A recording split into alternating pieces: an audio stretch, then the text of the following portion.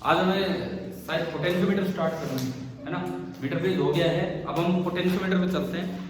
Metre bridge में जो था वो लगभग आपने पढ़ ही लिया किसी क्लास में, और जो उसमें सबसे इंपॉर्टेंट काम है जो अक्सर बच्चे छोड़ जाते हैं, वो मैंने बताया था कि एक्यूरेसी वाला पॉइंट, वो प्रूव करना आ गया कि मिड पॉइंट पे रिजल्ट आए तो एक्यूरेसी मैक्सिमम होगी, है ना। अब अगला जो डिवाइस है वो भी एक काफी इंपॉर्टेंट डिवाइस है, and that is known as potentiometer.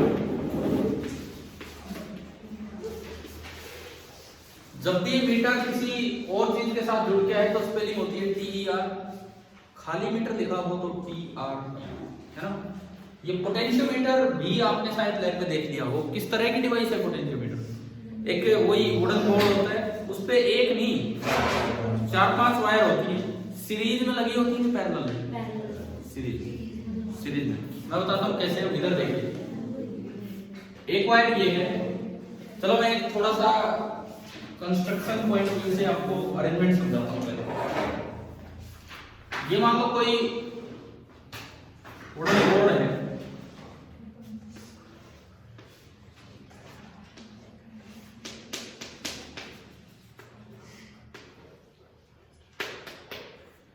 ये एक लकड़ी का बोर्ड है कुछ भी, है ना। अब इस पे कई वायर्स लगी होंगी, लेकिन वो कैसे सीरीज में होती है देखिए। ये एक वायर है 100 सेंटीमीटर लंबी, इसके बगल में एक और वायर होती है 100 सेंटीमीटर लंबी, इसके बगल में एक और वायर 100 सेंटीमीटर बड़ी,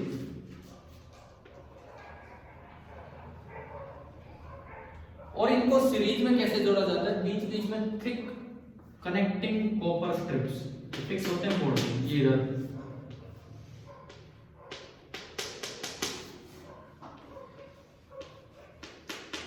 अब ये बताओ, ये सारे सीरीज में ही पैरेलल? सीरीज, एक के बाद एक, ठीक है। यहां और यहां ये दो टर्मिनल्स हैं, एन टर्मिनल्स, जो हम अभी सर्किट बनाएंगे अपना पूरा। इस पे यहां लगा रहता है एक मीटर स्केल,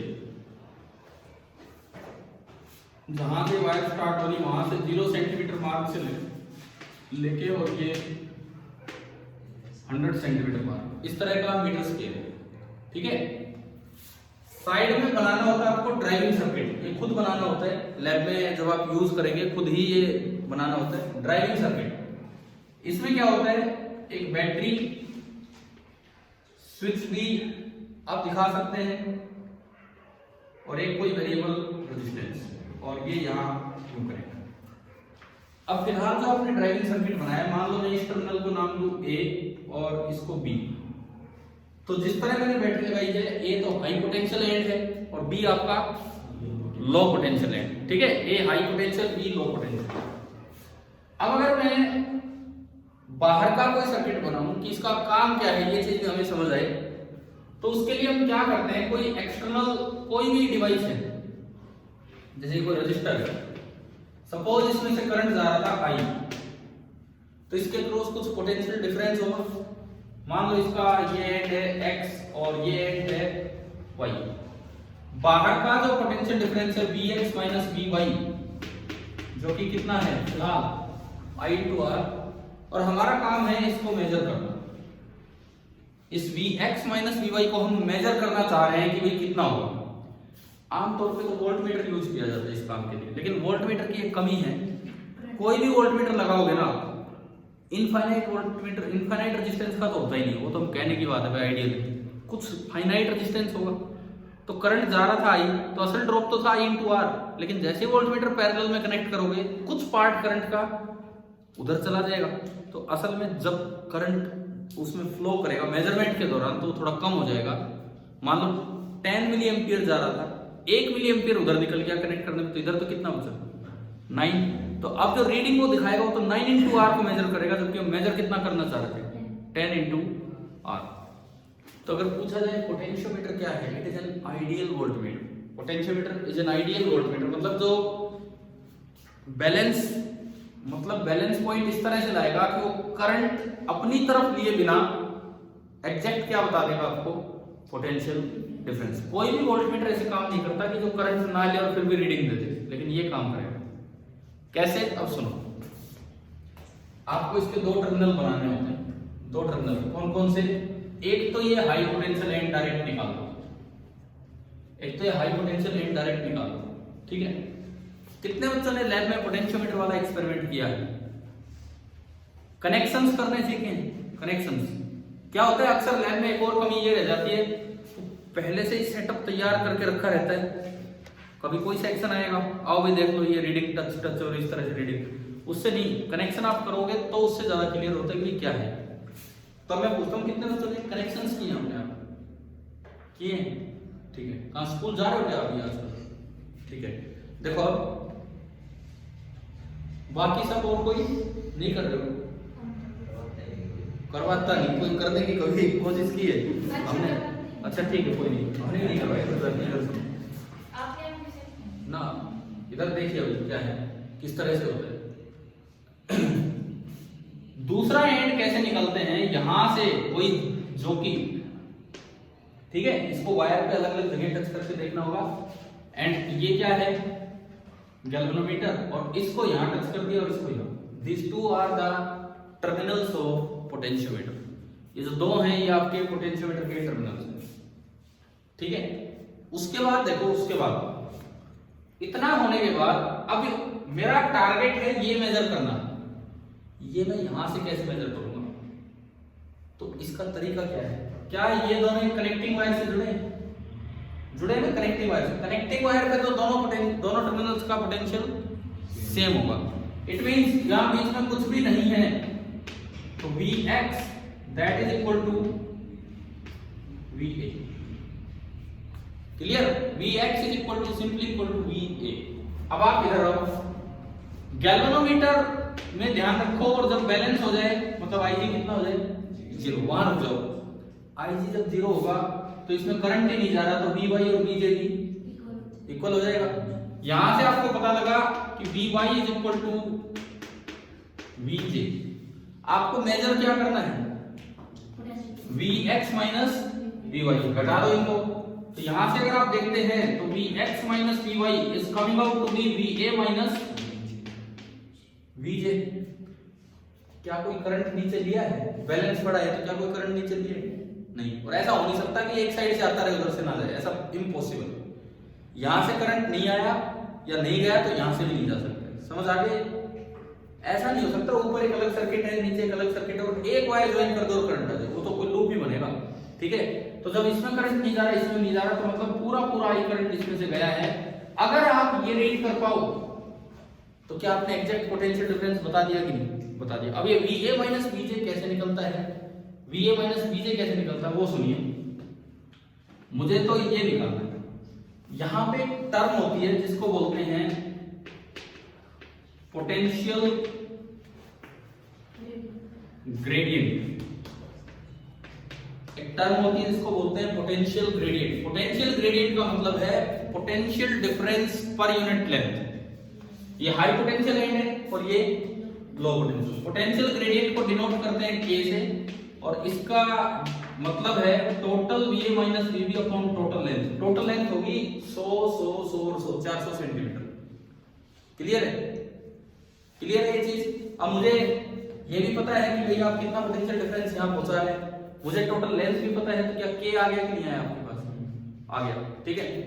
दूसरा तरीका K निकालने का क्या होता है? दूसरा तरीका रेजिस्टिविटी ऑफ वायर, ये जो येलो वाली वायर बनाई है, into current through the wire. इसमें जो करंट जा रहा है वो अलग है, ये अलग है, ठीक है। उसको मैं I डैश बोल देता हूं, I एक्सटर्नल, और इस करंट को मैंने क्या कहा? I divided by area of cross section. ये कैसे आया? यहीं से आ गया, यहीं से।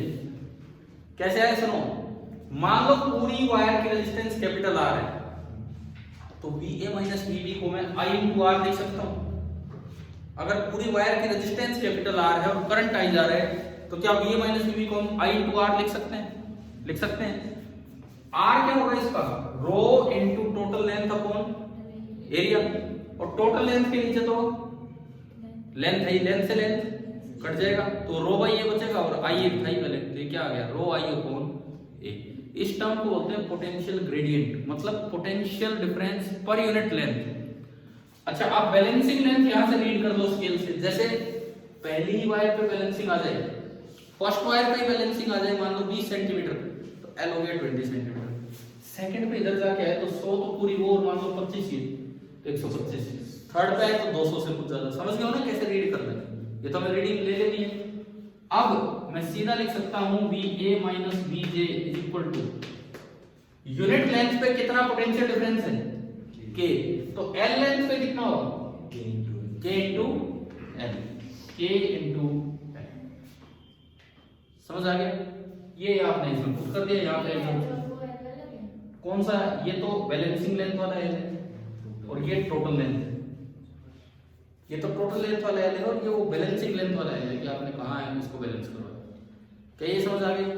अच्छा, मान लो आपको ये बैटरी भी पता हो, सपोज आपने V0 बैटरी लगाई है, यहाँ से रेजिस्टेंस दिया कितना R0, तो आप I की वैल्यू V लिख सकते हो। I will be equal to V0 upon R0 plus R of complete wire A। केवल इस ड्राइविंग सर्किट को देखिए, वोल्टेज कितनी दे रहे हो आप यहाँ से V0, और जो रेजिस्टेंस है पूरा वो कितना है R0 प्लस RAB, तो इससे आप डिवाइड कर सकते हैं, आइए ऐसे भी निकल जाएगा। तो सिंपली कैसे काम करता है पोटेंशियोमीटर, ये समझ आया? क्या पोटेंशियोमीटर व्हीटस्टोन ब्रिज पे बेस्ड है कि नहीं? कोई यूज ही नहीं है यहाँ व्हीटस्टोन ब्रिज का। इसका प्रिंसिपल कोई पूछे तो इतना सा है, ये है इसका प्रिंसिपल कि this potential gradient is directly proportional potential difference K into L। तो इसका प्रिंसिपल अगर बोलना हो तो ये है, अगर एक यूनिफॉर्म होमोजेनियस वायर है और उसमें एक स्टेडी करंट फ्लो कर रहा है, तो किसी भी L लेंथ के अक्रॉस जो पोटेंशियल डिफरेंस है वो डायरेक्टली प्रोपोर्शनल है उसकी लेंथ के। यही इसका प्रिंसिपल है। कैसे काम कर रहा है ये समझ आ गया? क्लियर है यहाँ पर? इसके एप्लीकेशंस पे अभी चलेंगे, लेकिन दो अच्छे सवाल जो यहाँ लैब में अक्सर दिखाए भी जाते हैं वो ये गलतियां करके, कई बार आप शुरू से लेके एंड तक घूम जाते हो और बैलेंस पॉइंट नहीं मिलता। क्या फॉल्ट हो गया वहां पे, क्या दिक्कत होगी कि बैलेंस पॉइंट क्यों नहीं मिल रहा? दो वजह होती है इस चीज की, दो कारण होते हैं कि भाई क्यों नहीं मिला बैलेंस पॉइंट, ये आपको बताना है। टू पॉसिबल फॉल्ट्स, पूरे चांसेस होते हैं कि इस तरह का कोई सवाल आ जाए। ये लैब प्लस थ्योरी का मिक्सचर होता है ये वाला काम। सवाल मेरा है समझ, आप शुरू से लेकर लास्ट तक इस जॉकी को लेके घूमते रहे, लेकिन एक बार भी गैल्वेनोमीटर में जीरो करंट नहीं आया, तो what are the two possible faults? और ये वाला फॉल्ट है कि वो वाला फॉल्ट है, ये कैसे पहचाने? क्या नहीं, वही मैं कह रहा हूं, बैलेंस पॉइंट नहीं मिल रहा मतलब गैल्वेनोमीटर से करंट फ्लो ही कर रहा है हमेशा, तो उसके दो पॉसिबल फॉल्ट्स क्या हो सकते हैं? क्यों ऐसा हो रहा है, क्यों नहीं मिल रहा बैलेंस पॉइंट? पहला फॉल्ट सुनिए, जीरो नहीं मिल रहा। मैं कह रहा हूं जीरो नहीं मिल रहा, वो अगर सर्किट ऑन नहीं होगा तो गैल्वेनोमीटर जीरो पे पड़ा रहेगा, तो कोई दिक्कत ही नहीं है, हर जगह ही बैलेंसिंग है। मैं कह रहा हूं वो जीरो पे नहीं आ पा रहा है, इधर ये उधर। बताओ दो पॉसिबल फॉल्ट्स हैं इसके। पहला फॉल्ट मैं बताता हूं आपको, सुनो। आप मेजर कितना पोटेंशियल डिफरेंस करना चाह रहे हो? Vx minus Vy, let it be 15 volt, let it be 15 volt. मान लो आप जो मेजर करना चाह रहे हो 15 वोल्ट है, और जो टोटल पोटेंशियल डिफरेंस अवेलेबल है इस बैटरी की मदद से, लेट इट बी 10 वोल्ट। ठीक है, हमने ये माना कि आपने पोटेंशियल डिफरेंस पोटेंशियोमीटर वायर पे पहुंचाया कितना है 10 वोल्ट, और बार मेजर कितना करना चाह रहे हैं आप 15 वोल्ट। तो आप फिर लास्ट तक चले जाओ, कहीं बैलेंसिंग नहीं मिलेगी। कारण क्या होगा? कारण ये होगा, देखो मान लो जैसे ये वाला सपोज जीरो पे है और ये पोटेंशियल डिफरेंस कितना है 15 वोल्ट, ये हाई है लो है इधर से आ रहा है, तो अगर ये जीरो पे है तो ये पॉइंट कितने वोल्ट पे हो गया 15 पे हो गया। अब देखो ये 15 पे कनेक्टिंग वायर से जुड़ा है, तो ये भी कितने पे हो गया 15 पे। आगे जा रहा है तो पोटेंशियल कम हो रहा है ज्यादा हो रहा है वायर में? कम, क्योंकि करंट यूज आ रहा है, तो करंट की डायरेक्शन में तो IR घटता चलेगा। 15 14.5 14 13.5 13 कितना हो सकता है लास्ट तक? कितना अवेलेबल है? तो 10 वोल्ट कम कर दो, कितना होगा यहाँ 5 वोल्ट। आप बैलेंस किससे करना चाह रहे हो? 0 वोल्ट से। क्या क्या पूरी वायर पे कोई भी पॉइंट है जिसका पोटेंशियल 0 वोल्ट है? नहीं है, तो कहां से बैलेंसिंग हो जाएगी? तो पहला फॉल्ट तो ये हो सकता है कि जो पोटेंशियल डिफरेंस आप मेजर करना चाह रहे हो उससे कम पोटेंशियल डिफरेंस अवेलेबल है किसके पास? बैटरी जो आपने लगाई है किसके पास अवेलेबल है? पोटेंशियोमीटर वायर के पास। पहचाने कैसे कि ये वाला फॉल्ट है? कैसे पहचानेंगे? सुनो, जैसे आपने इस जॉकी को यहां टच किया, निडल किसी एक साइड में होगी, आप जैसे जैसे आगे बढ़ रहे हो needle is approaching towards 0, needle is approaching towards centre. आप और आगे गए और अप्रोच करिए, लेकिन वो लास्ट तक भी सेंटर को टच नहीं कर पाई। मतलब वो आ रही थी सेंटर की तरफ, लेकिन वो सेंटर को टच नहीं कर पाई एंड तक भी। तो अगर ये वाली दिक्कत हो तो इसका मतलब कौन सा फॉल्ट है? कि Vx माइनस Vy ज्यादा है किससे? जो आपने अप्लाई कर रखा V नोट में, तो V नोट का कुछ पार्ट यहाँ भी है, Va माइनस Vbc। ठीक है, अच्छा ये ऐसा क्यों हो रहा है कि 0 की तरफ आ रही है लेकिन आगे नहीं बढ़ पा रही? देखो ये 15 पे, ये मान लो 14 वोल्ट, सपोज ये 13 वोल्ट, 0 से 14 का डिफरेंस है, निडल अच्छी खासी दूर है, कितना डिफरेंस हो गया? 13। थोड़ा कम हुआ ना, कम हुआ तो निडल किधर आई? 0 की तरफ। लास्ट में कितना डिफरेंस बचा? 5। तो मतलब वो निडल की डिफ्लेक्शन होगी, एक ही साइड रहेगी लेकिन वो 0 की तरफ अप्रोच करती चलेगी। और बताओ, और दूसरा फॉल्ट, दूसरा पॉसिबल फॉल्ट ऐसा कब होगा कि आप इधर से उधर आ रहे हो और निडल दूर ही जा रही है? ये तो मैंने वो फॉल्ट बताया जिसमें निडल 0 की तरफ आ रही है लेकिन पहुंच नहीं पाई। समझ आ गया है? अच्छा, पहले फॉल्ट को ठीक करते हैं। इसको ठीक करने का तरीका क्या है? यहां आप पोटेंशियल डिफरेंस को बढ़ाओ। कैसे बढ़ाएं यहां का पोटेंशियल डिफरेंस? रियोस्टेट की रेजिस्टेंस को बढ़ा के या रियोस्टेट की रेजिस्टेंस को कम करके? कम करके। अगर आप रियोस्टेट की रेजिस्टेंस कम करोगे, देखो ये कम जब होगी जब ये आप इसको ऊपर ले जाओ, ये नीचे तो लूज पार्ट अलग है, इसको ऊपर ले जाओ, ऊपर ले जाओगे तो कम होगी, कम होगी तो इस सर्किट में करंट ज्यादा होगा, करंट ज्यादा होगा तो I into RA भी ज्यादा होगा। क्या ये पहला फॉल्ट दूर करने का तरीका समझ आ गया? या तो बैटरी रिप्लेस कर दो। अगर लैब में आप बैटरी एलिमिनेटर यूज करते हो तो उसमें तो क्या होता है, बैटरी रिप्लेस कर दो, 2 वाले बटन को 4 पे कर दो, 4 वाले को 6 पे कर दो। एक तरीका तो ये। रियोस्टेट यूज किया है तो उसको इस तरह से स्लाइड करो, और रियोस्टेट देखा है किस तरह से कि रेजिस्टेंस बढ़ाई जाती है कि कम होती है वहां से। ठीक है, तो इस तरह से स्लाइड करवाओ कि ये सब मतलब R0 कम हो और करंट ज्यादा। ठीक है यार, ये टॉपिक ना वैसे पढ़ाने में बहुत अच्छे होते हैं अगर साथ में वो थोड़ा लैब वाला अरेंजमेंट भी हो जाए ना। एक बोर्ड पे कुछ बताया वही चीज आपको वहां से दिखाई जा सकती है आराम से कि क्या हो रहा है क्या नहीं। इसके बाद आगे देखो, मैं करवाऊं आपको यहाँ या कोई जरूरत नहीं है? नहीं जरूरत है तो कोई बात नहीं है जरूरत। ठीक है, नहीं अगर आपने अपने स्कूल में कर दिया तो ठीक है, कोई प्रॉब्लम ही नहीं है उसमें। देखो नहीं किए हैं ना तो ये रहता है, ये फिर परमानेंटली ध्यान नहीं रहती है बात, फिर बस हम रट के जाते हैं भाई क्या हो रहा है क्या नहीं हो रहा। अब तो बताओ, तो फिर दूसरा फॉल्ट ऐसा कब होगा? ऐसी क्या गलती कर दी हमने यहाँ पे कि जैसे जैसे मैं आगे जा रहा हूँ निडल 0 से दूर जा रही है।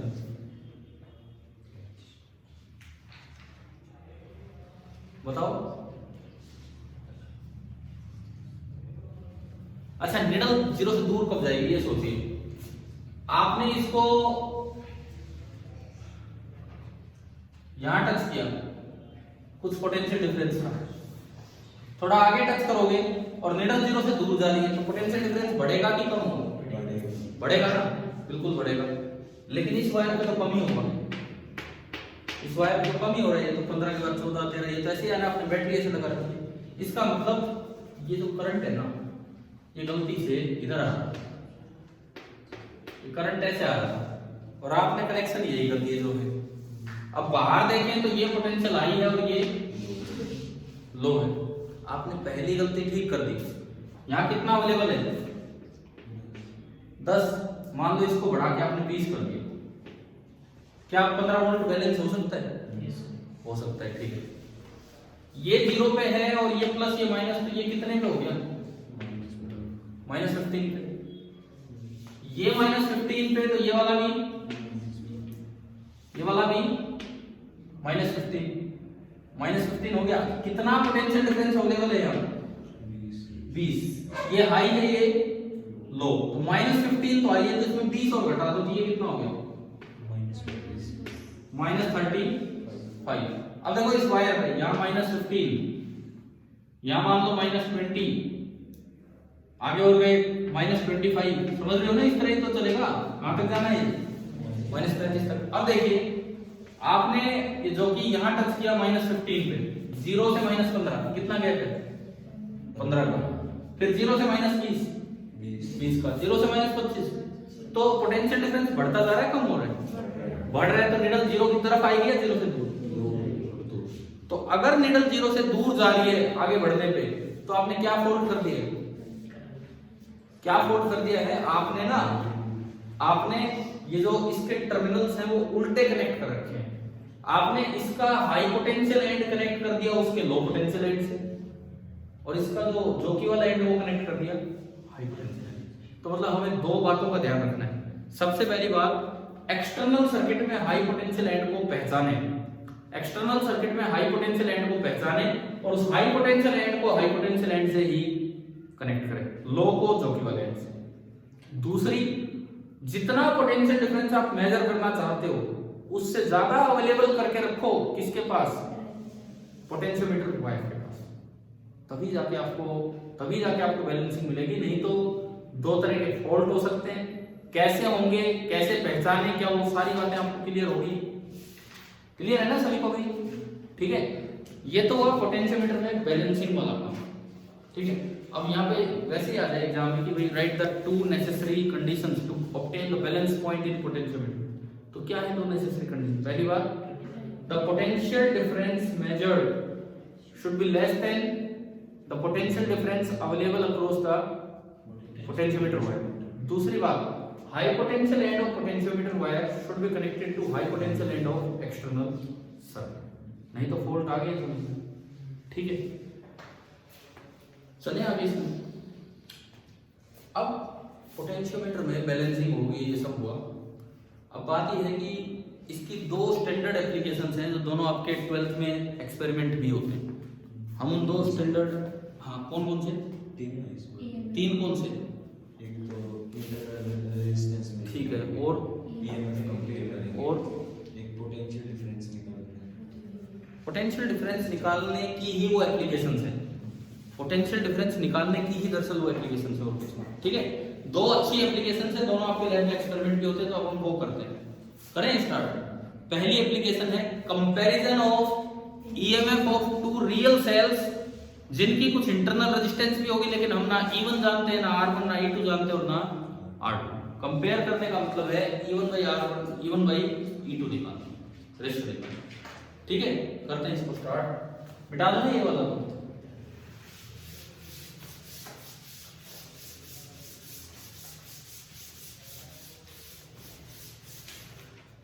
तो हम पहली एप्लीकेशन अपनी लेते हैं, comparison of EMF of two real cells. मान लो आपको दो सेल दिए गए हैं E1 R1। हम एक डेनियल सेल लेते हैं और एक लेग्रांज सेल लेते हैं वहां लैब में। वो वहीं पे पहचानना भी होता है आपको कौन सा सेल कैसा है कौन सा है, लेकिन फिलहाल तो थ्योरेटिकली चलना है काम। यहाँ पे देखो, अगर मैं अननोन्स की बात करूं, तो सब कुछ अननोन है। ना E1 पता है, ना R1 पता है, ना E2 पता है और ना ही R2। लेकिन आपको निकालना क्या है? टू फाइंड, हम निकालना चाह रहे हैं E1 बाई E2। हम केवल E1 बाई E2 निकालना चाहते हैं। ठीक है, कैसे, क्या तरीका होगा इसका? सर्किट समझे पहले। अब मैं थोड़ा सिंपल सर्किट बनाऊं कि ये पूरी बन गई पोटेंशियोमीटर वायर, वो 4-4-5-5 बार दिखाने की जरूरत है। इसके एक एंड को हमने A बोल रखा और एक एंड को B। इसके नीचे आपने बनाया ड्राइविंग सर्किट, एक साइड ये, एक साइड ये, और ये रियोस्टेट बन गया। साइड वाला सर्किट जो था, साइड में जो बनाया था, इसके निकाल दिए दो टर्मिनल्स, एक ये और दूसरा टर्मिनल थ्रू जोकी एंड गैल्वेनोमीटर। ठीक है, अब देखो आपको दो सेल्स किस तरह से लगाने होते हैं उस चीज पे आएंगे। हम 2 सेल यहाँ पे लगाएंगे। अब क्या करेंगे, दोनों सेल्स के पॉजिटिव एंड्स को आपस में ज्वाइन करेंगे। दोनों सेल्स के जो पॉजिटिव टर्मिनल हैं, दोनों सेल्स के जो पॉजिटिव टर्मिनल हैं उनको आप आपस में ज्वाइन करेंगे। एक सेल आपका है E1, R1 और एक सेल है E2, R2।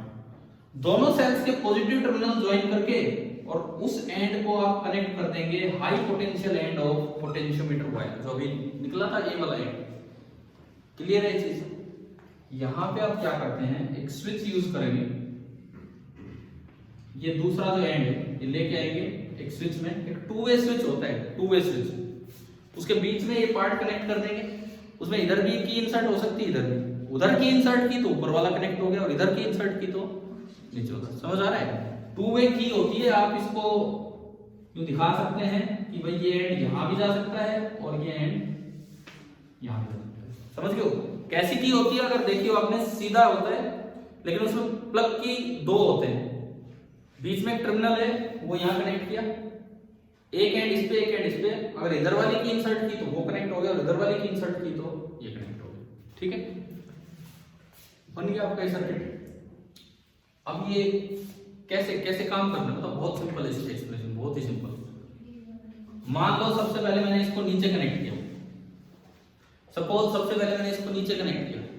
मैं गैल्वेनोमीटर से बैलेंसिंग ढूंढूं और मैंने वो पॉइंट ढूंढ दिया जहां Eg कितना है, 0।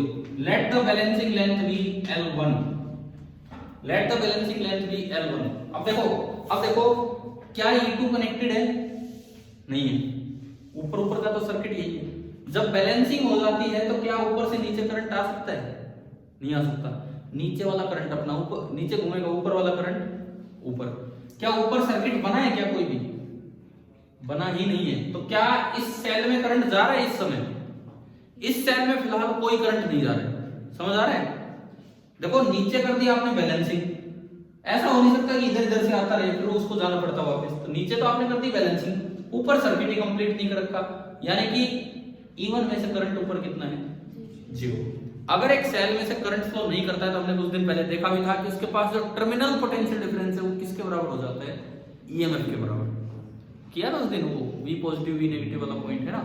अगर एक सेल में करंट फ्लो ही ना करे तो जो टर्मिनल पोटेंशियल डिफरेंस है, मतलब ये एंड हमारा हो गया X, ये एंड हो गया Y, क्योंकि ऊपर करंट ही फ्लो नहीं कर रहा तो Vx minus Vy is equal to only E1। नहीं तो होता E माइनस IR या E प्लस IR, जो भी, अभी तो E1। और बैलेंसिंग हुई है L पे तो VA माइनस VJ कितना, K इंटू L1। अब हम जानते हैं Vx बराबर VA होता है, Vy बराबर VJ होता है एट बैलेंसिंग, तो ये दोनों इक्वल हो गए। इसका मतलब आपकी पहली इक्वेशन क्या बनी, E1 बराबर K इंटू L1। क्या फर्स्ट इक्वेशन समझ आ गई? ठीक है। उसके बाद क्या करना है, उस की को निकालो और दूसरी की को इंसर्ट कर दो और बिल्कुल सेम ऐसे तरीके से आप फिर से बैलेंसिंग लाओ।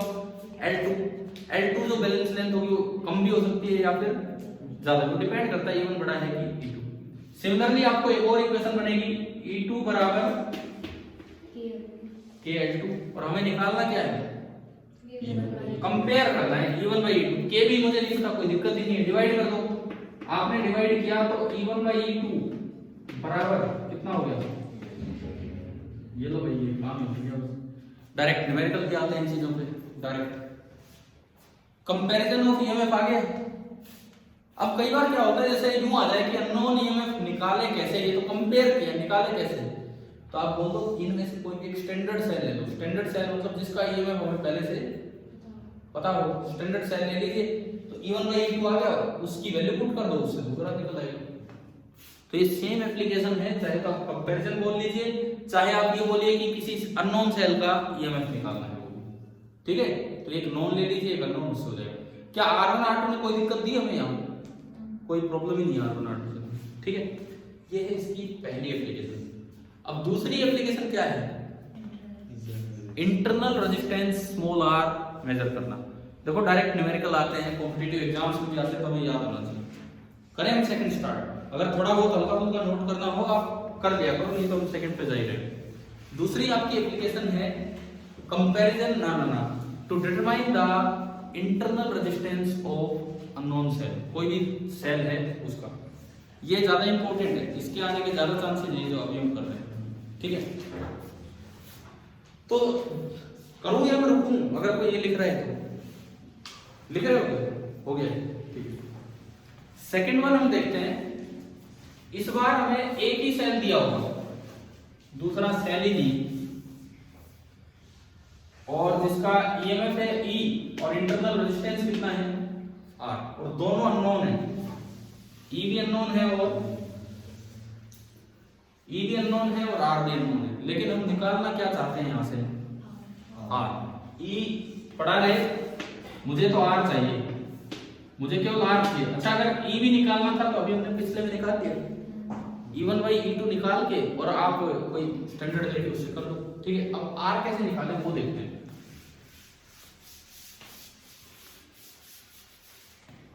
एक सेल के पास जो पोटेंशियल डिफरेंस है उसमें आर कब शामिल होगा? पोटेंशियल डिफरेंस में एक सेल है, उसके पोटेंशियल डिफरेंस में आर कब शामिल होगा? उसके इंटरनल रेजिस्टेंस, जब उससे क्या फ्लो करे? करंट। अगर करंट फ्लो नहीं करेगा तो पोटेंशियल डिफरेंस केवल ई ही बना रहेगा, तो हमें करंट फ्लो करवाना पड़ेगा उसमें। अब बैलेंसिंग पे करंट फ्लो करवाना पड़ेगा। अब ये कैसे पॉसिबल है कि बैलेंसिंग में भी करंट फ्लो? बिना बैलेंसिंग के तो पोटेंशियोमीटर किसी काम का ही नहीं है। ये कैसे पॉसिबल है कि बैलेंस्ड भी है और करंट भी फ्लो कर रहा है सेल से? कैसे पॉसिबल है? सुनो, अब सेल का ऊपर ना एक सर्किट बना के रखो।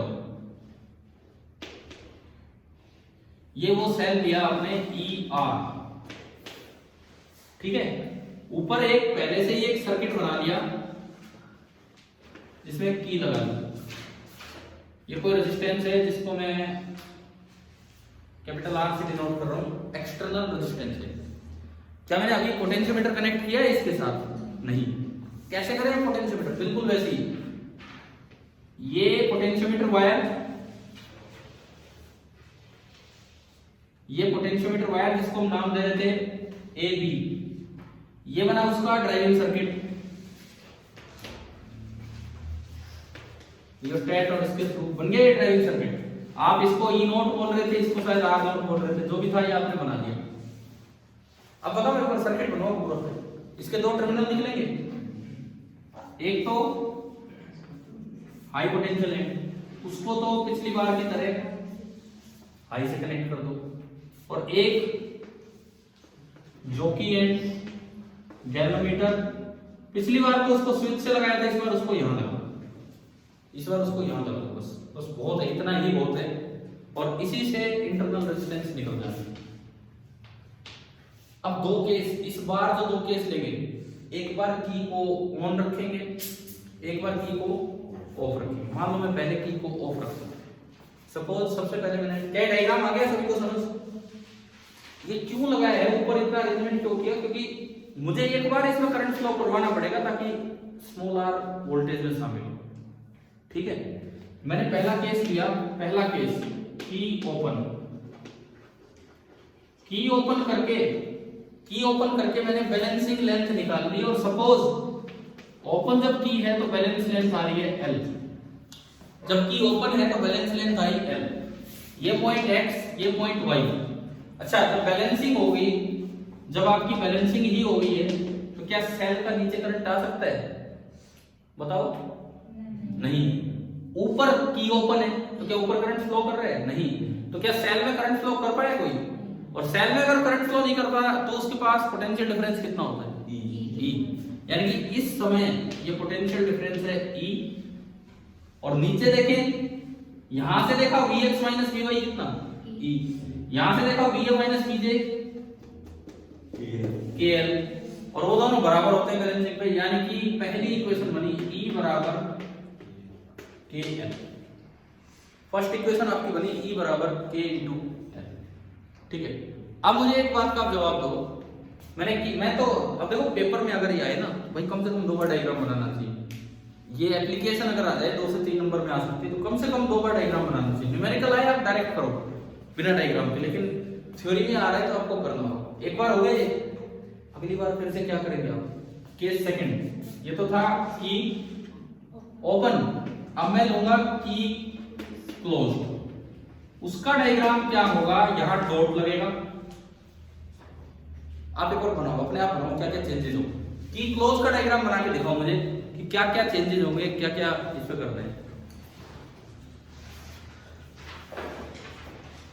की ओपन का आपने बनाया नहीं बनाया, इस बात का ध्यान रखना बैलेंस लेंथ कम हुई है कि ज्यादा हुई है, ये भी आपको सोचना है कि बैलेंसिंग लेंथ को एल डैश बोल देना और वो कम हुई होगी या ज्यादा हुई होगी, ये भी आपको सोचना है।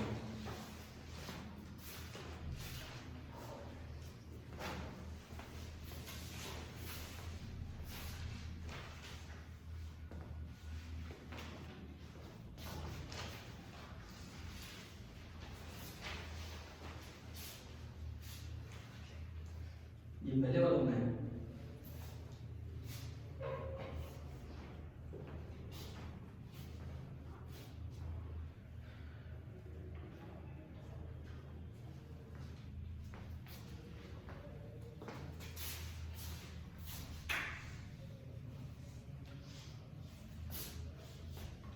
बैलेंस अगर हो गया तो ऊपर वाले करंट का नीचे से कोई लेना देना नहीं है, ऊपर अलग करंट चलेगा, नीचे अलग।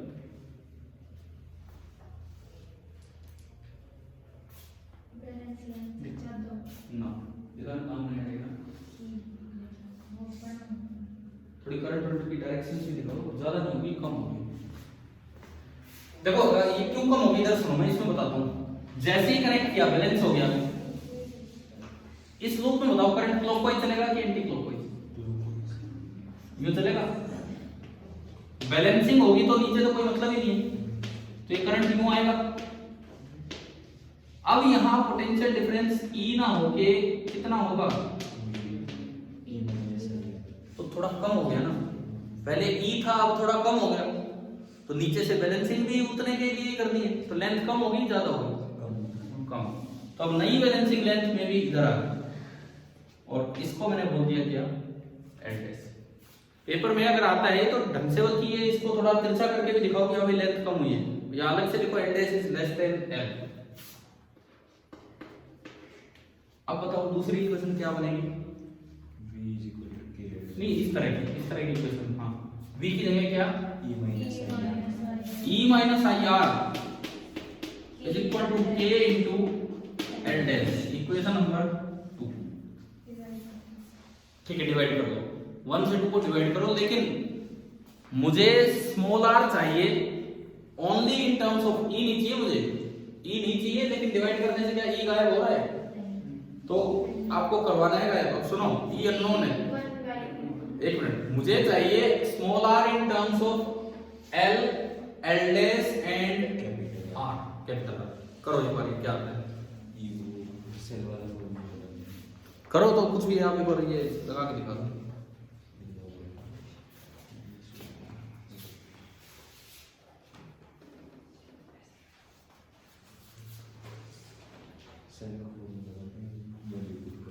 ई आ रहा है तो ऊपर आपके एक्सप्रेशन में ई तो अननोन है,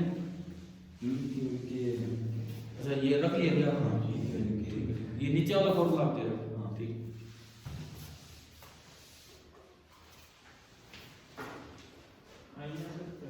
है ना। हम केवल एल जानते हैं, एल डैश जानते हैं और एक कैपिटल आर जानते हैं, बस और कुछ नहीं। एल, एल डैश और कैपिटल आर, केवल यही चीजें हम जानते हैं। देखो आई बताओ आप एक बार मुझे, या आई कितना है, इस सर्किट को देखिए,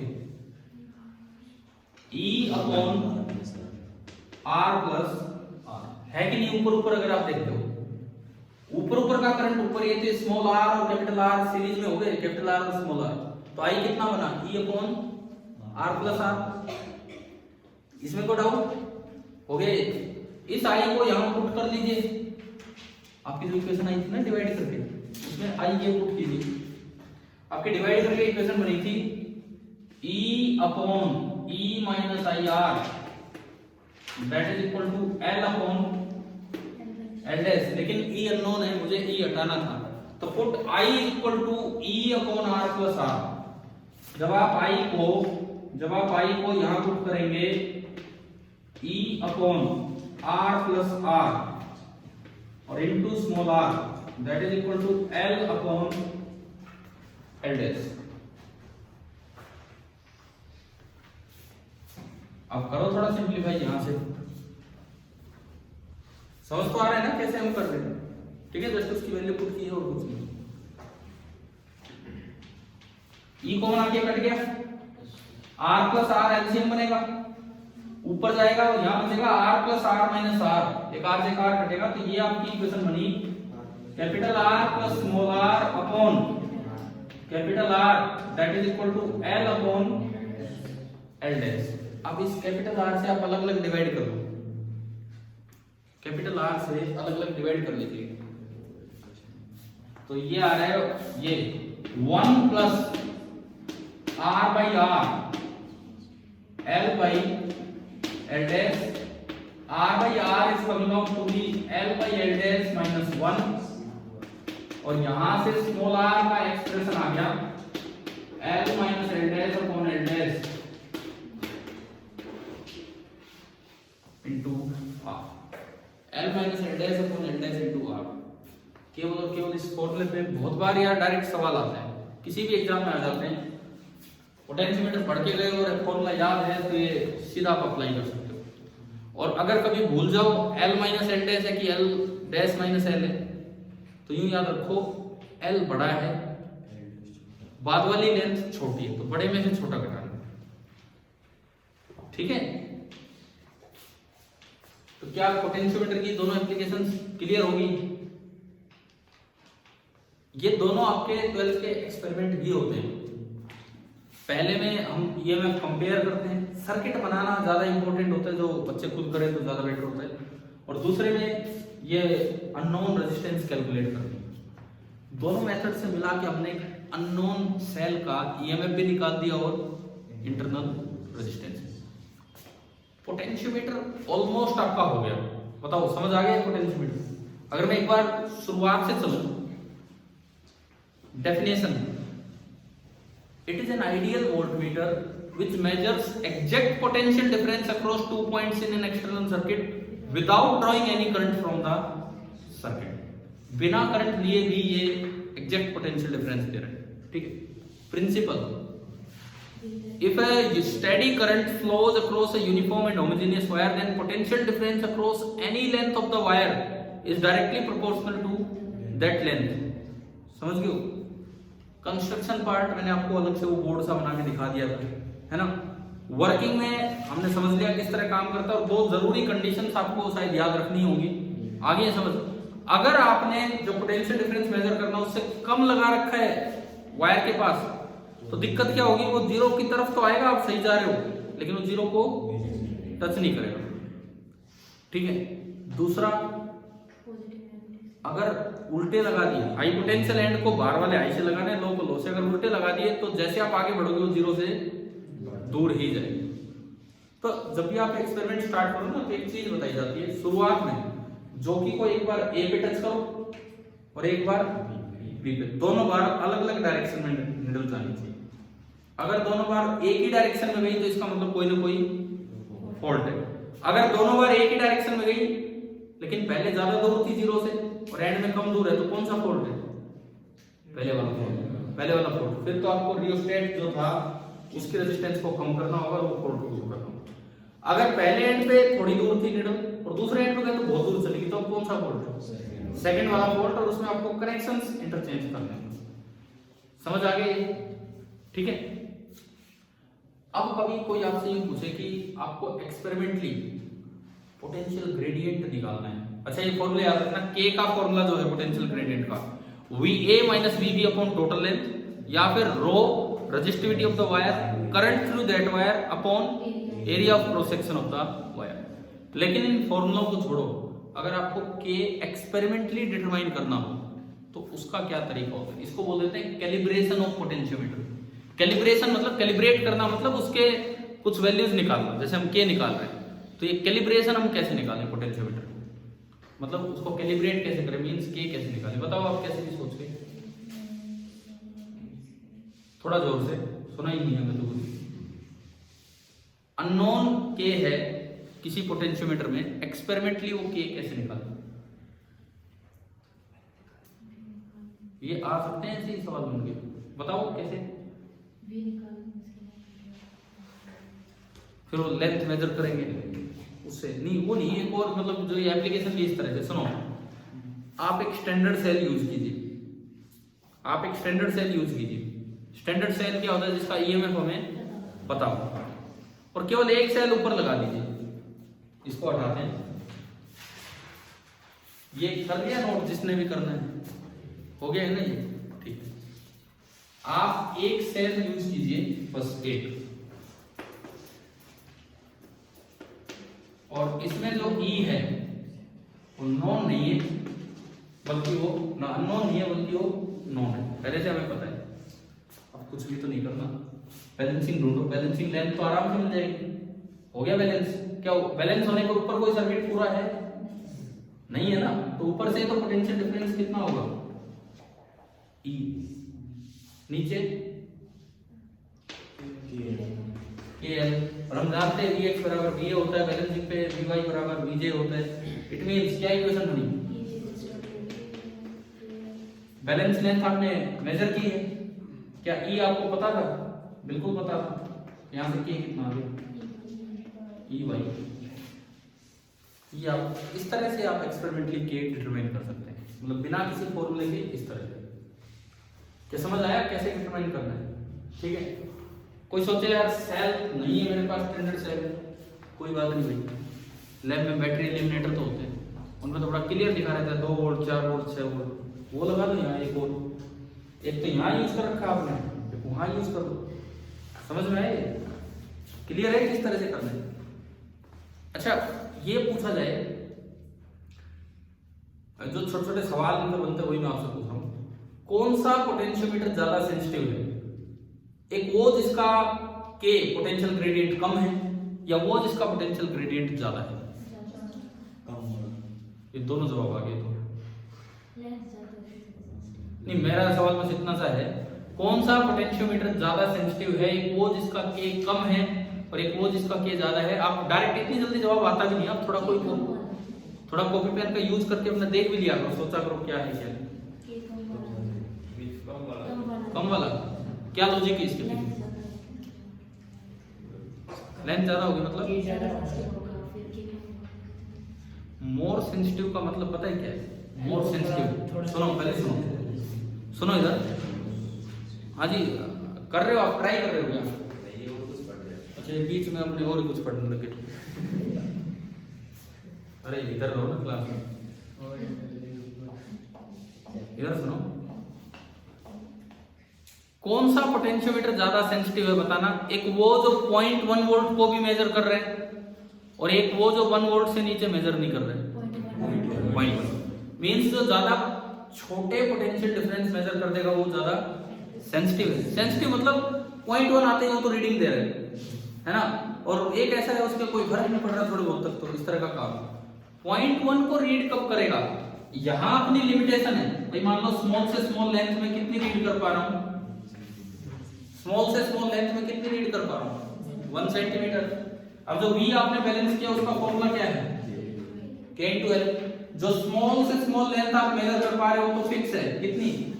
1 सेंटीमीटर। और आप चाहते हो ज्यादा छोटा पोटेंशियल डिफरेंस भी मेजर हो, तभी तो ज्यादा सेंसिटिव होगा वो। तो v कम छोटा कब बनेगा? l तो फिक्स है, v छोटा कब बनेगा? जब k कम हो। तो मोर सेंसिटिव पोटेंशियोमीटर वो होता है जिसका पोटेंशियल ग्रेडियंट छोटा होता है। कोई पूछे कि पोटेंशियोमीटर की सेंसिटिविटी बढ़ाने का तरीका? देखो अब देखते हैं। के आपके दो फॉर्मूले हैं, के दो फॉर्मूले हैं, एक है Va - Vb/L। लेंथ बढ़ाना हमारे हाथ में नहीं होता है।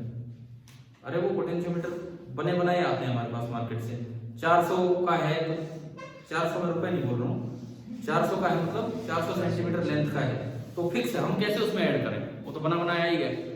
तो के कम करना है, Va - Vb/L को कम करना है, L फिक्स है, तो हम क्या करें? Va - Vb को कम कर दें। कम कैसे होगा? करंट कम करें कि ज्यादा? कम। करंट कम कैसे होगा? रियोस्टेट की रेजिस्टेंस बढ़ा। समझ आएगा? रियोस्टेट की रेजिस्टेंस बढ़ाओगे तो उससे के कम होगा। समझ आ रहा है ये? तो अच्छा, दूसरा जो आपका फॉर्मूला है ρI/A, उससे के कम कैसे होगा? ना तो मैं वायर की एरिया चेंज कर सकता हूँ, वो तो फिक्स है, वहां लगा रखी है, उसका थिकनेस में कैसे चेंज कर दूँ? ना मैं रो चेंज कर सकता हूँ, तो फिक्स है, खरीद ले आप केवल आई। अब के होता है रो आई अपॉन ए, तो आई को कम करें तभी तो के कम होगा। आई कम करने के लिए रियोस्टेट की रेजिस्टेंस, ये दोनों तरीकों से आपको सेम ही आंसर मिल रहा है। समझ आ रहा है कि अगर सेंसिटिविटी बढ़ानी हो आपको पोटेंशियोमीटर की तो ये तरीका होगा। क्या यहां तक पूरा क्लियर हुआ? ठीक है, कोई देना, एक बार बुक देना। ठीक है, अब ये जो पोटेंशियोमीटर में एक तो आपको सोल्ड एग्जांपल दे रखा है 3.10। अब दरअसल ये कोई बैलेंस्ड पोटेंशियोमीटर नहीं है। 3.10 इज सिंपली ए सर्किट, एक सिंपल सा सर्किट है जो हमें यूं बताता है कि पोटेंशियोमीटर अगर अनबैलेंस्ड है तो आप उसे पोटेंशियोमीटर की तरह ना देखें, एक सर्किट की तरह देखिए। एक बार देखो 3.10 रेजिस्टेंस R देख रखे नीचे, ऊपर R0 तो उसके बीच में आप लेंगे। सॉल्यूशन है, आप ये पढ़ना, मैं आपको ये बता देता हूं क्या है। अगर कभी अनबैलेंस्ड हो ना और ये यूं टच हो रहे हैं तो आप इस पार्ट की रेजिस्टेंस निकाल लो और इस पार्ट की। सपोज टोटल रेजिस्टेंस है 10 ओम, टोटल लेंथ है 100 सेंटीमीटर, मान लो ये 60 है तो प्रोपोर्शनल होती हो, तो इधर की रेजिस्टेंस तो कितनी हो जाएगी 6 ओम और इधर की रेजिस्टेंस 4 ओम। आपने निकाला, ये होने के बाद अगर ऊपर कोई रेजिस्टेंस कनेक्ट कर रखा है जैसे इस सवाल में, ये दोनों पैरेलल में और फिर वो उसके साथ सीरीज में। तो ये जो सोल्ड एग्जांपल नंबर 123 पेज पे है, एग्जांपल 3.10, ये ट्राई करना। ठीक है, हो जाएगा आपसे। और आपके एक्सरसाइज में देखो, अब वाली किताबों में 23 सवाल है, पुरानी बुक्स में 24 थे। क्या किसी की बुक में है क्या 24? एक क्वेश्चन गलत था। गलत है वो मतलब ऐसा नहीं है कि वो सही था और वैसे हटा दिया 8 था, वो गलत था। कौन सा क्वेश्चन नंबर उसको काट लो, अभी शायद मे भी सेकंड लास्ट। एक बार इसमें देखो, क्या सेकंड लास्ट क्वेश्चन है ना, सेकंड लास्ट पार्ट दो। जिन भी भाई बहनों की किताबों में 24 सवाल हैं, पेज नंबर 131 पे उस सेकंड लास्ट क्वेश्चन को कट कर दीजिए, वो गलत था। कई साल तक लोग पता नहीं कैसे उसका, बस बुक्स में सॉल्यूशन भी दे रखा उसका, एनसीईआरटी के जो सॉल्यूशन देते हैं उन्होंने सॉल्यूशन भी दे रखा, लेकिन रटने वाला का काम था वो किसी तरह से गलत था वो, तो एनसीईआरटी ने आखिर में वो हटा ही दिया उसको। ठीक है, क्वेश्चन नंबर कौन सा है 23 है ना, वो हटा देना। अच्छा 24 आप ट्राई करना, 24 नहीं इसका 23, नई बुक का 23, पुरानी बुक का 24 और एक 22। पोटेंशियोमीटर पे 2 क्वेश्चन हैं, दोनों अच्छे सवाल हैं। 12वां भी है, 12वां जो अरेंजमेंट है, हाँ ये भी। क्वेश्चन नंबर 12 आप कम से कम घर से ना ये 3 क्वेश्चन ट्राई करना, 12, 22 और नई बुक में 23, पुरानी बुक में 24। ठीक है, इससे आगे हम कर लेते हैं। ठीक है भाई, हो गया, समझ आ गया सभी को? ठीक है, तो कल करते हैं आगे।